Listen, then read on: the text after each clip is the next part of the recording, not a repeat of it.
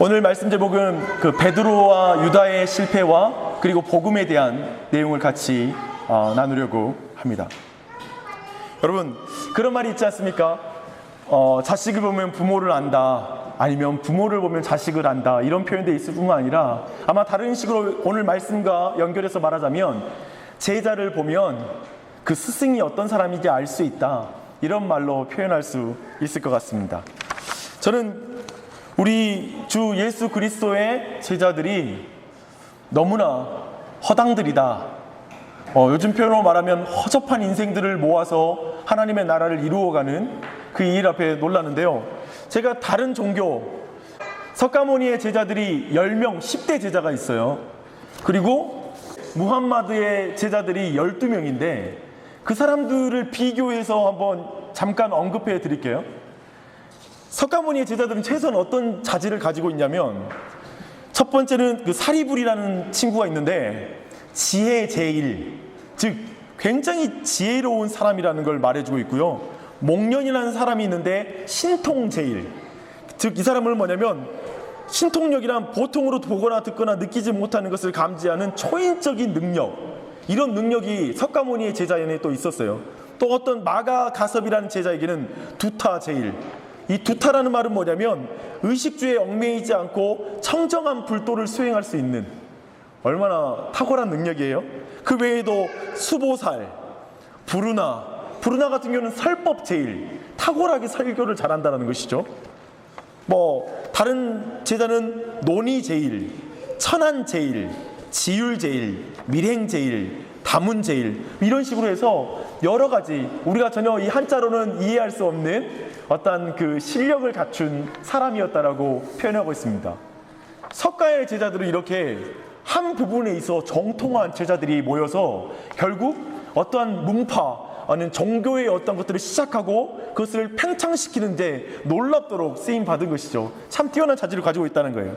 특별히 무함마드의 제자는 제가 그림을 좀 가지고 왔는데요.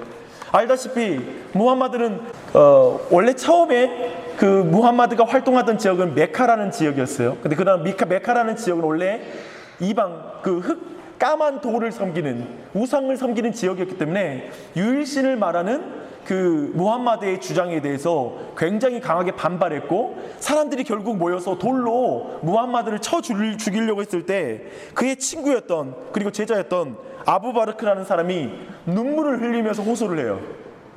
이 사람을 살려달라고 호소하자 그 말을 듣고 이젠 그 무함마드가 살아나고 메디나 지역으로 이렇게 피할 수 있었던 계기를 마련해 주었죠.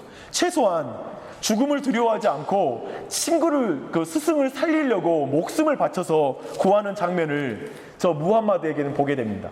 그리고 동일하게 그 12제자들, 무함마드의 제자들은 여러 군사적으로든지 굉장히 종교적으로든지 굉장히 탁월했기 때문에 무함마드 생시에 살아있을 때 메카를 점령하고 그들이 칼과 그들의 어떤 무기를 가지고 굉장한 종교적 확장을 이루었어요. 그런데 제가 오늘 보고 싶어하는 것은 바로 예수 그리스도의 제자들입니다. 예수 그리스도의 제자는 어떤 제자가 있냐면, 돈을 받고 예수님을 팔아넘긴 유다가 있고요, 거기에 더하여서 스승을 버리고 도망한 제자들이 얼마나 많은지 모릅니다. 특히 예수님의 말씀을, 특별히 26장 56절 한번 봐볼까요? 제가 읽겠습니다. 그러나 이렇게 된 것은 다 선지자들의 글을 이루려 함이라 하시더라. 이에 제자들이 다 예수를 버리고 도망하니라. 예수님의 제자들이 예수님 버릴 때, 즉 예수님이 붙잡히셨을 때, 그때 그들이 칼과 그리고 몽치가 두려웠기 때문에 도망했다라고 성경은 말하는 것이 아니라, 성경은 예수님을 구하려고 베드로가 칼로 말고의 길을 잘랐을 때, 즉 모든 제자들이 자기의 목숨을 바쳐서 예수를 지키려고 했다라고 기록하고 있어요. 그런데 뭐 때문에 그들이 떠나냐면, 예수님께서 그 칼로 그 제자들 중에서도 가장 대표적인 베드로가 예수님을 보호하라고 달려들었을 때 그거에 대해서 예수님께서 책망하셨다는 거예요. 그리고 내가 원한다라면 12영이 되는 천사를 불러서 내가 이들을 물리치지 못하겠느냐라고 말하고, 그 베드로의 열심을 거절하자 그들 스스로가 지금 예수님을 지키고 싶어하는 마음은 있는데 예수님이 거절하자 당황하면서 떠났다라는 것을 성경은 도리어 말하고 있다는 사실입니다. 이런 것을 볼 때에도 여하튼 이 예수님을 결국 버리고 간 사건을 보게 되고요. 또 한 가지는 예수님과 관계를 부인한 베드로입니다. 아시다시피 베드로는 예수님의 수제자라고 불리는 제자예요.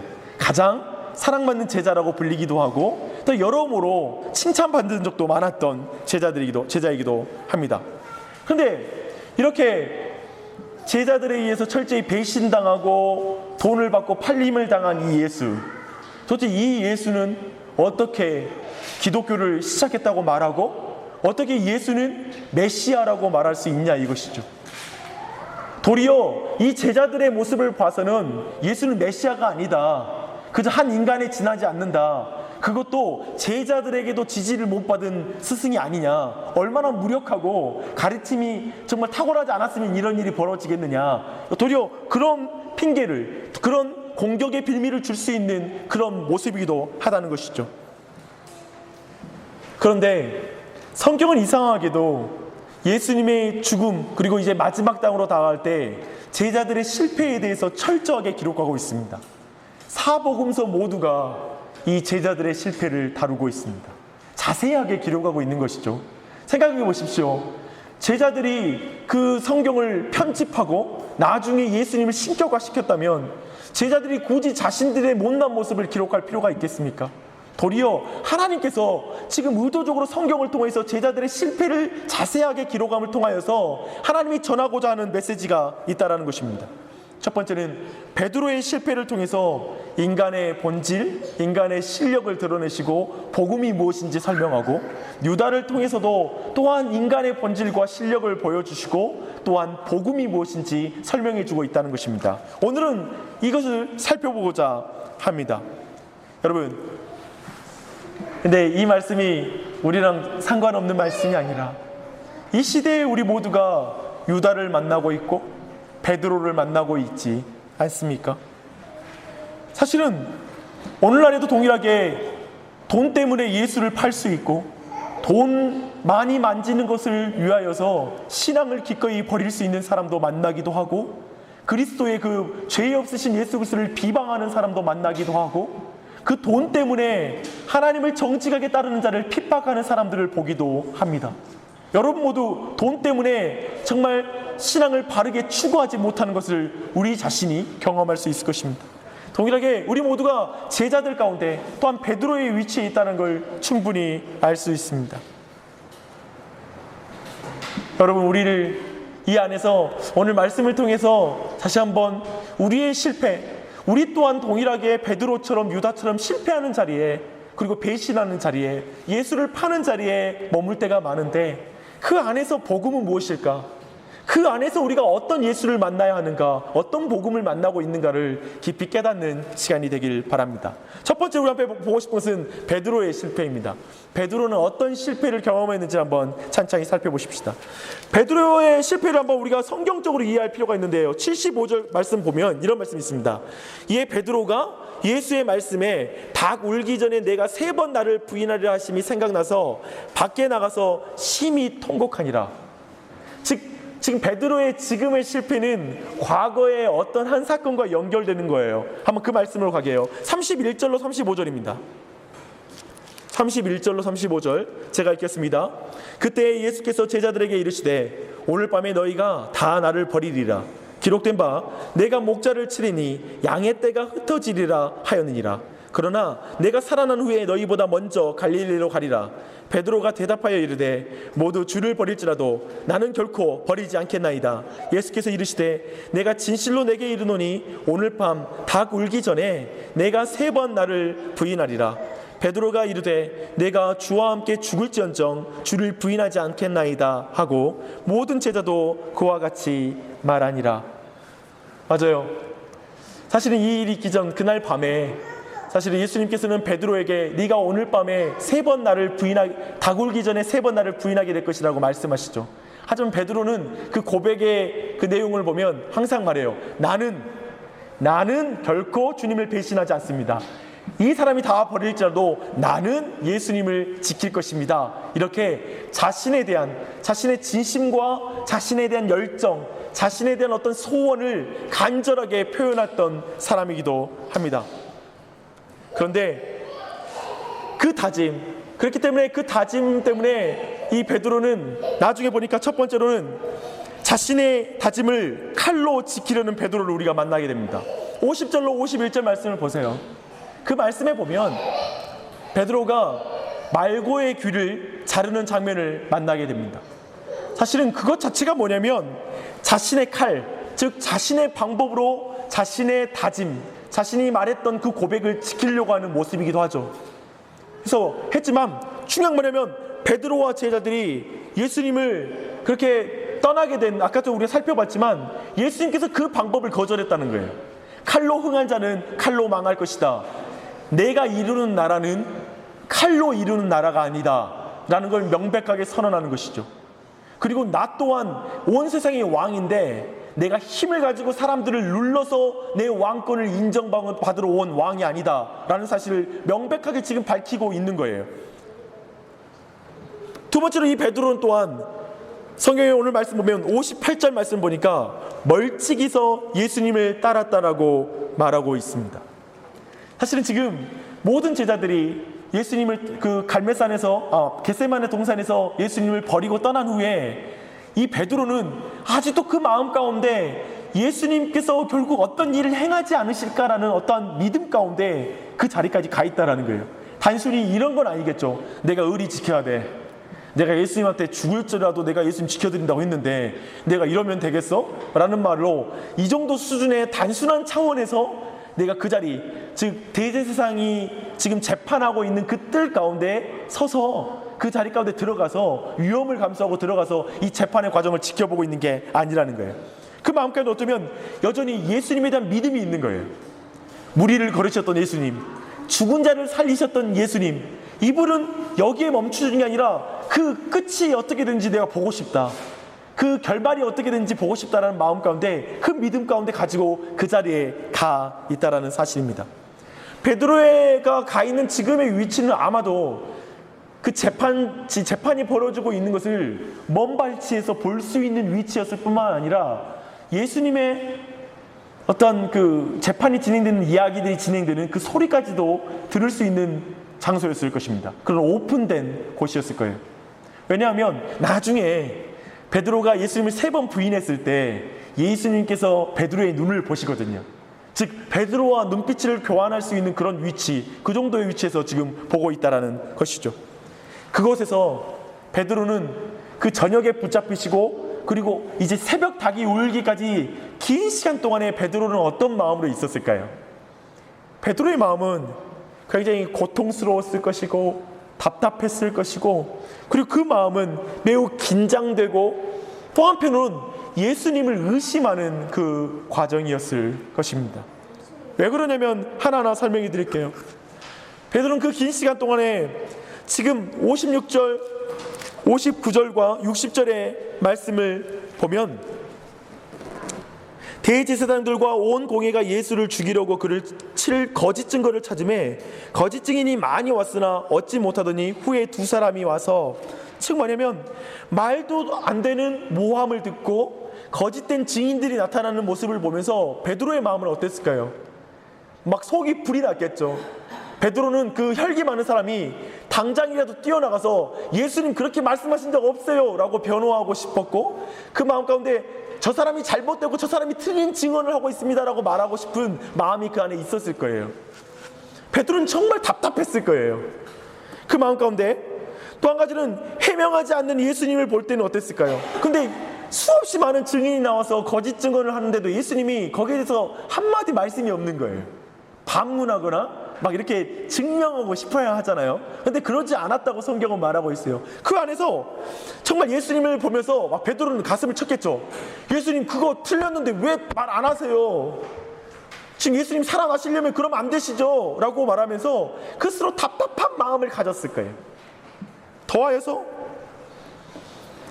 이 답답한 예수님께서 이제까지 물어보면 거짓 증거를 들으면 아무 말도 하지 않다가 베드로, 삼척동자, 어린아이도 충분히 이 질문에 대답하면 위험하고 아마 이 질문 때문에 예수님이 돌아가실 거라고 생각하는 질문을 들었을 때는 예수님이 그 대답을 쪼로록 할 뿐만 아니라 물어보지도 않는 대답까지 하세요. 그 말씀 한번 볼까요? 63절로 64절입니다.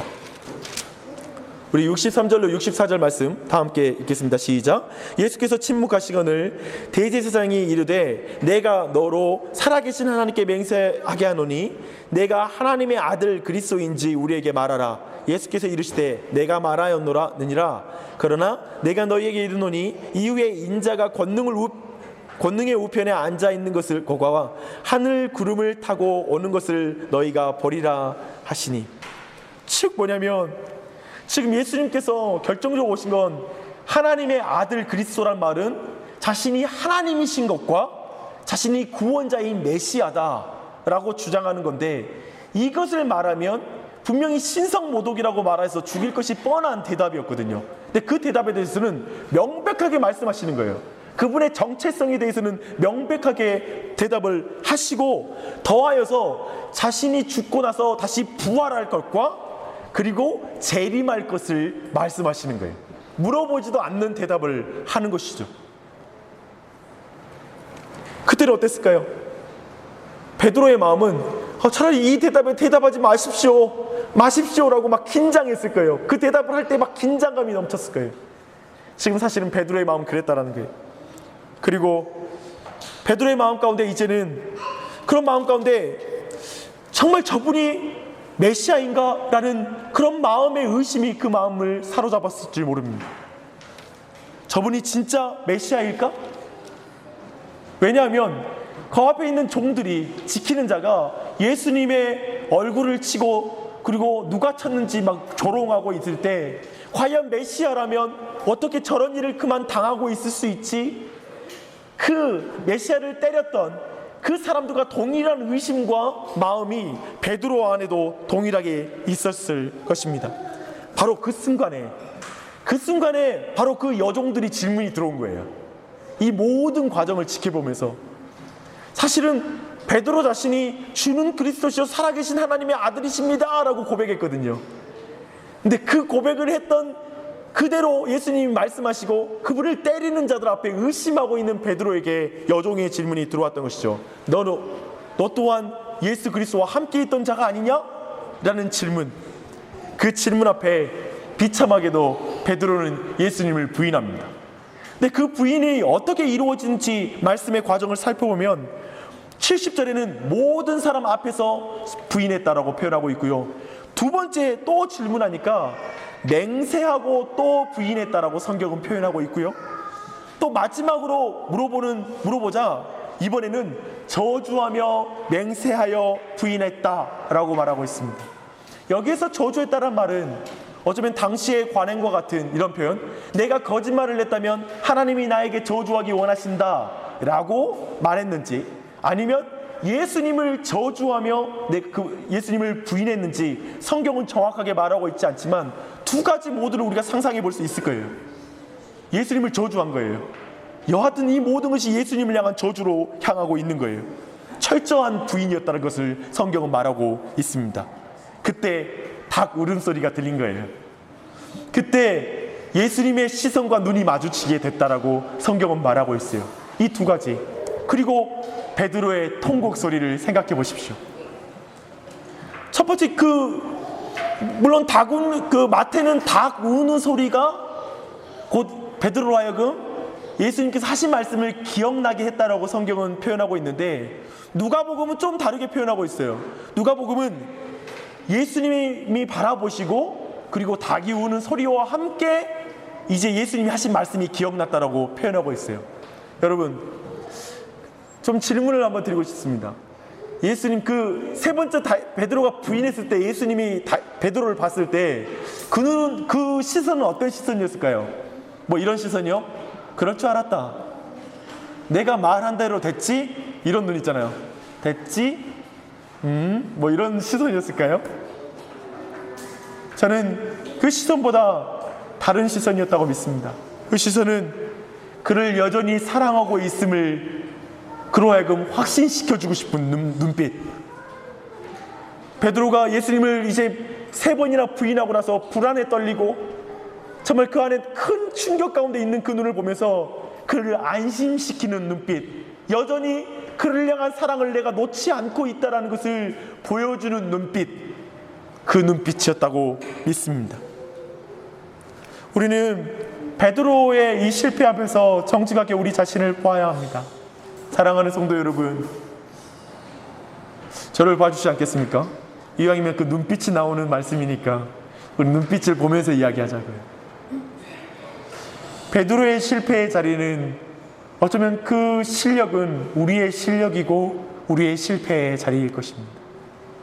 얼마나 쉽게 예수님을 부인하는지.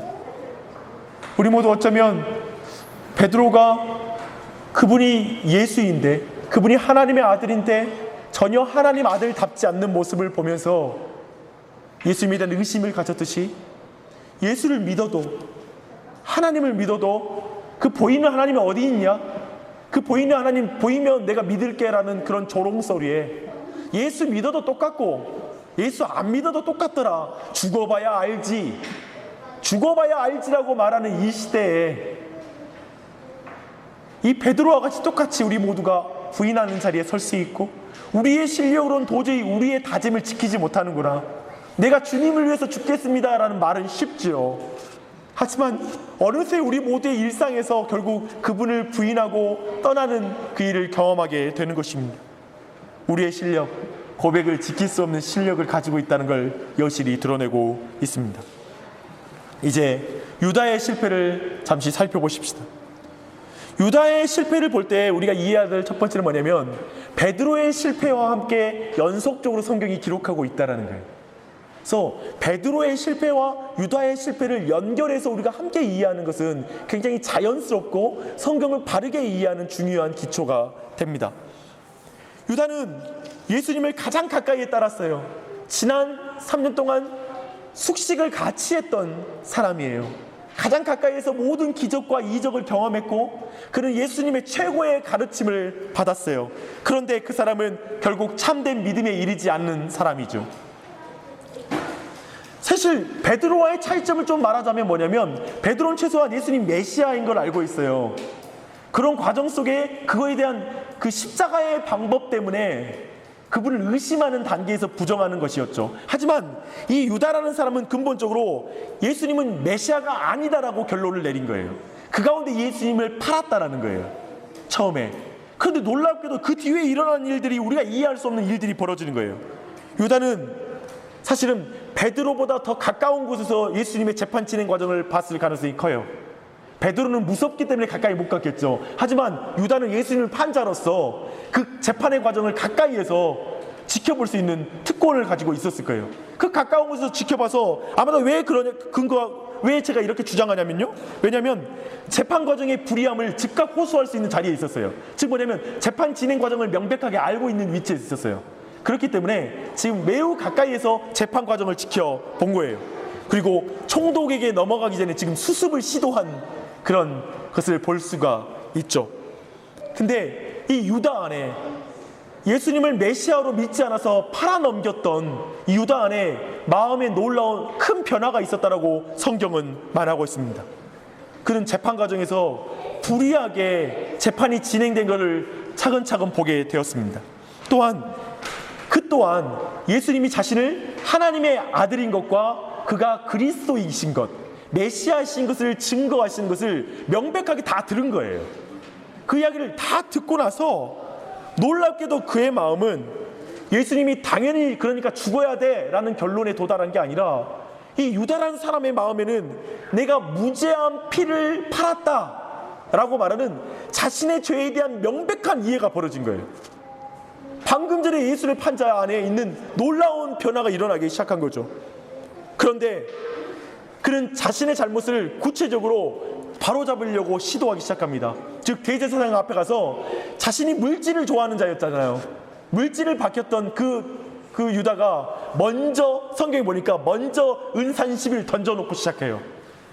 나중에 거기서 또 딜하면서 하는 게 아니라 은 30을 던져놓고 내가 무죄한 죄를 팔았다라고 말하고 있는 것이죠. 근데 결국 그 스스로 어떤 것도 바로잡을 수 없는 상황이었다는 걸 명백하게 인식해요. 그 과정 속에 그는 결단한 게 뭐냐면 자기의 목숨을 끊는 것입니다. 그냥 나무에 매달린 자, 그 또한 예수 그리스도, 그 당시에 저주받는 자라고 불렸던 나무에 매달린 자, 줄에 목을 메고 죽게 됩니다. 아마 유다에게는 대제사장의 말이 남았을 거예요. 그것이 우리와 무슨 상관이야? 내가 당하라. 네가 그 죄에 대해서 당하라. 그 말이 그 마음을 찔렀을 거예요. 그래, 내 죄, 내가 짊어지고 죽어야 될 죄지 하고 그는 죽었던 것입니다. 사랑하는 여러분, 성경은 놀랍게도 이 두 사람, 베드로와 그리고 유다라는 이 극단적인 사람들의 안에 또 이 극단적인 실패 속에서 놀랍게 두 사람 안에 또 회개가 일어나고 어떤 그 죄에 대한 각성이 일어나는 것들을 깊이 발견케 하는 부분이 나타나고 있습니다. 근데 왜 성경은 이것을 기록했을까요? 왜 이것을 같이 기록하고 있을까요? 그 내용이 오늘 말씀 가운데 우리가 깊이 이해해야 될 부분입니다. 사실 베드로의 실패 속에서 하나님은 복음이 무엇인지를 더 강조하고 있습니다. 또한 유다의 실패 속에서 회개가 무엇인지를 정확하게 우리에게 전달해 주고 있습니다. 베드로의 실패 속에 강조되는 복음은 무엇입니까? 그는 칼로 죽여서 구원하지 않고 십자가의 죽음으로 죄인을 구원하시는 것이 예수 그리스도이다라는 걸 드러내시는 것입니다. 12영이나 되는 천사를 불러서 세상을 복음화시키는 게 아니라 자신이 죽음으로 말미암아 죄인을 향하여 죽음으로 말미암아 죄인을 살리시는 그 길을 걸어가신 것이 바로 예수 그리스도임을 드러내고 있습니다. 지금 예수 그리스도를 죽일 이유만을 찾고 있던 자들 앞에서 도리어 예수님께서 강조하신 것, 나는 하나님의 아들이다, 나는 그리스도다, 나는 메시아다. 도리어 예수 그리스도는 베드로의 기대와는 달리 그걸 명백하게 선언함으로 말미암아 복음이 무엇인지를 더 강하게 증거하는 것이 바로 그날 밤입니다. 예수님이 당에서 죽는 날이 아니라 자신이 왜 죽는지, 누구로서 죽는지를 명백하게 밝히는 것이 바로 지금 이 법정인 것이죠. 이 불의한 법정이었던 것입니다. 복음은 어쩌면 도리어 오늘 본문 말씀 베드로의 실패는 복음은 어떠한 순수한 마음으로도 따를 수 있는 게 아니다. 어떤 진지한 인간의 열심으로도 복음을 믿을 수 없다. 인간의 어떤 똑똑한 지혜로도 복음은 이해할 수 없는 것이다. 어떠한 순수한 사람도 결국 복음을 따라서 마지막까지 그래서 구원에 이르를 수는 없다라는 걸 성경은 말하고 있습니다. 도리어 지금 베드로의 실패는 뭘 말하냐면 실패한 자신을 보는 예수님의 시선 앞에 통곡하는 것이 기독교다. 실패한 자신을 보는 예수 그리스도, 내가 너를 여전히 사랑하고 있고 내가 너를 회복시킬 것이라는 그 눈빛을 보는 것이 기독교이다.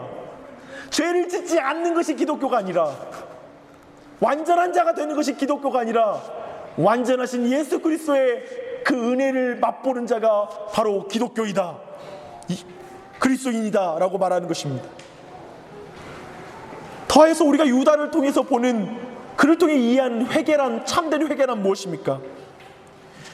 유다가 말하고 있는 건 뭐냐면 죄에 대한 분명한 지식, 죄책감, 구체적으로 자신을 교정하려고 시도하는 것, 이것만으로는 회개가 아니라는 거예요. 여러분, 나 죄인이라는 걸 생각해, 믿어. 그러니까 나는 그리스도인이야. 나 잘못된 것이 벌어지면 나중에 그거 고치려고 노력해. 그러니까 나는 그리스도인이고 구원받는 믿음이 있어. 아니요. 지금 성경은 가룟 유다 또한 똑같은 자리에 있었다니까요. 얼마나 그 죄책감이 심했는지 베드로보다 더 심했던 것 같아요. 얼마나 심했는지 스스로 목숨을 끊을 정도로 죄책감에 시달렸던 거예요.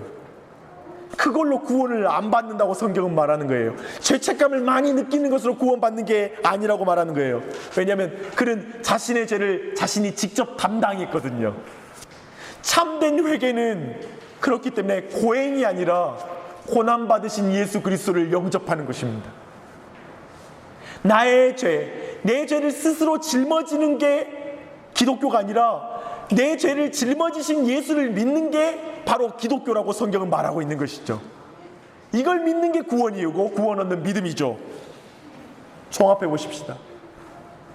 26장의 핵심 메시지는 뭡니까? 베드로와 유다의 실패를 통해 무엇을 말씀하는 것입니까? 사실 26장은 굉장히 긴 장입니다. 보십시오. 몇 절까지 있는지. 굉장히 길어요. 그리고 그 안에 사건들도 굉장히 많아요.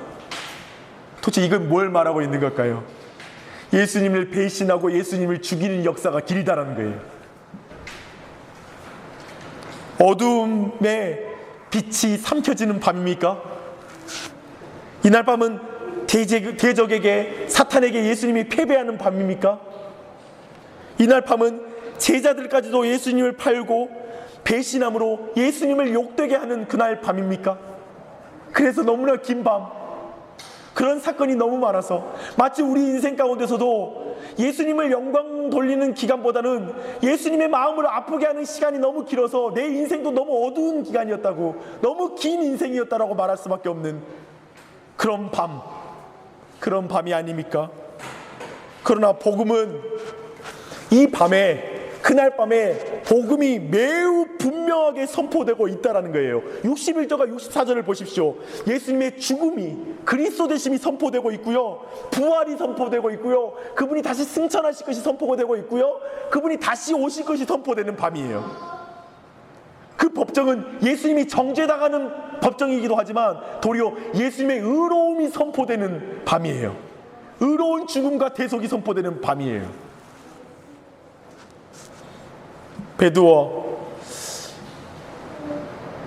베드로와 유다, 사실 둘 다 별다를 게 없지요. 그쵸? 똑같이 죄를 지었고 배신하고 예수님을 팔았죠. 똑같이 죄책감을 느꼈어요. 근데 둘을 나누는 게 뭔지 아십니까? 두 사람을 나누는 것, 그건 예수님의 시선과 대제사장의 말이에요. 베드로는 배신하고 나서 예수님의 눈빛을 본 거예요. 이 유다는 대제사장의 말을 들었어요. 네가 당하라. 여러분은 교회 다녀도 똑같이 죄인입니다.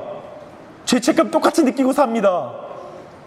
근데 그리스도인이 아닌 사람을 나누는 것, 신자와 비신자를 나누는 것, 은혜 받은 자와 은혜 받지 못한 자를 나누는 게 뭡니까?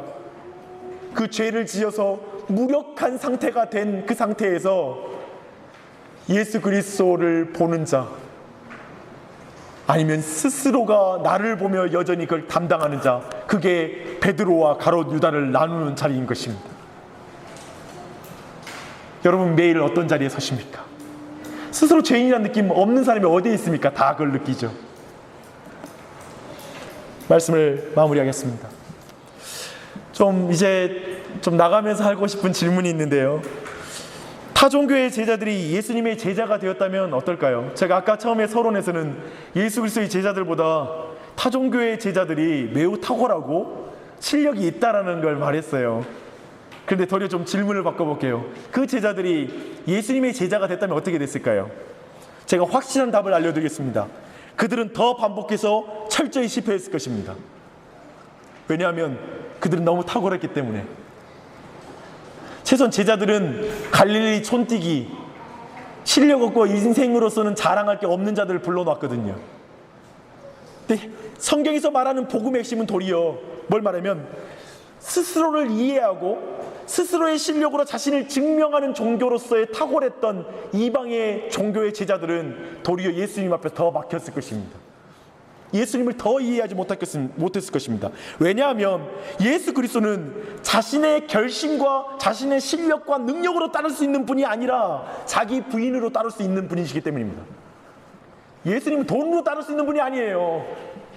예수님은 학벌로 따를 수 있는 분이 아니에요. 도리어 한 개인의 탁월함으로 예수님을 따를 수 있는 게 아니에요. 자기를 부인하고 예수님을 의지해서 걷는 게 기독교예요. 예수님의 은혜 앞에 모두가 평등해지는 것을 저 이방 종교의 제자들은 참을 수 없었을 거예요. 무슨 말인지 아세요? 예수님 앞에서 우리 모두는 죄인이에요. 그래서 저 실력 있는 자들은 평등해지는 게 아니라 종교 안에서도 더 탁월해지는 것을 추구하지 결코 예수 그리스도의 복음 앞에 평등해지는 걸 원하지 않아요. 저 바리새인들은 결코 예수님 앞에서 평등해지는 걸 원하지 않았어요.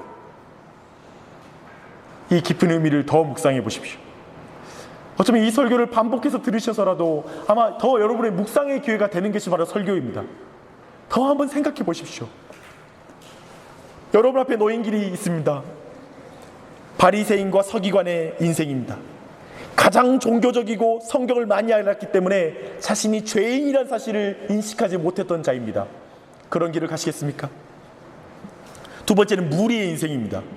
이들은 죄의 해결보다 현실적인 문제 해결이 중요한 자였습니다. 그래서 그들은 진리가 중요하지 않았어요. 성경에 대한 지식이 분명하지 않았어요. 그저 지도자들이 이끄는 대로 자신들에게 돈을 많이 주면 예수를 금방 팔아먹을 수 있는, 그래서 함께 시위하면서 예수를 죽여라고 말할 수 있는 자들이었어요. 또한 유다의 인생이 있습니다. 가장 가까이에서 예수님을 따랐지만 진짜 예수님을 만나지 못한 자, 교회를 너무나 오래 다녔지만 진짜 예수님을 못 만나는 자, 그리고 결국 죄의 벌을 스스로 짊어지는 자, 늘 교회 다니면서 죄책감만 느끼면서 다니는 자, 죄인이라고 느끼는 그 말만 하고 돌아다니는 자, 그 자를 말할 것입니다. 네 번째로는 베드로의 인생입니다. 저는 여러분이 이 베드로의 인생이 살기를 축복합니다. 이 베드로는 스스로의 무력감을 경험한 자였습니다. 그리고 죄의 형벌을 예수님의 십자가에서 보는 사람, 그 사람이 베드로였습니다. 이 모든 것, 이 베드로의 인생은 뭘 말합니까? 신자는 죄를 전혀 짓지 않는다는 말이 아니다. 다시는 배신하지 않는 것이 신자가 아니다. 실패가 전혀 없다는 말이 아니다. 신자는 베드로에게 주신 이 말씀, 예수님의 이 말씀을 듣는 자라고 성경은 말하고 있습니다. 베드로는 이전에 이 말씀을 예수님께 들었거든요. 그러나 내가 너를 위하여 믿음이 떨어지지 않기를 기도하였노니 너는 돌이킨 후에 내 형제를 굳게 하라. 맞죠? 우리 모두가 예수님을 참으로 믿고 여전히 그분을 향한 소망을 거두지 않는 자가 있다면 그 사람은 예수님의 기도가 응답된 자입니다. 즉 이 사람에게 믿음이 떨어지지 않게 해주십시오 해서 우리가 믿음이 안 떨어지는 것이지 우리의 실력이 믿음이 안 떨어지게 하는 게 아니라는 것이죠. 이 은혜 때문에 베드로가 베드로 된 것이죠. 이 기도의 응답 때문에 베드로가 베드로 된 것이었습니다. 그리고 나중에 형제를 굳게 하는 페트로스, 반석이 되었잖아요. 굳게 하는 자가 되었잖아요. 그게 베드로이죠. 기독교는 가장 대적하던 배신자가 회개하여 가장 크게 쓰임받는 복음입니다. 용서받았으니 막 살자는 것이 아니라 용서하신 그리스도처럼 살고 예수님을 위해 생명을 바치는 게 기독교 신앙입니다. 그렇기 때문에 기독교는 실패도 배신도 끝이 아닌 신앙입니다. 오늘 성경 말씀의 핵심은 그것입니다. 우리의 실패도, 우리의 좌절도, 우리의 배신도 우리의 신앙의 끝이 아니라는 거예요. 심지어는 우리의 죽음까지도 끝이 아니라는 거예요. 부활이 있거든요. 예수와 함께 살거든요. 사랑하는 여러분, 여러분이 예수께 붙잡힌 인생을 믿으십시오. 그 안에서 안정감을 느끼시고 그 안에서 더 열심을 내십시오. 기도하겠습니다.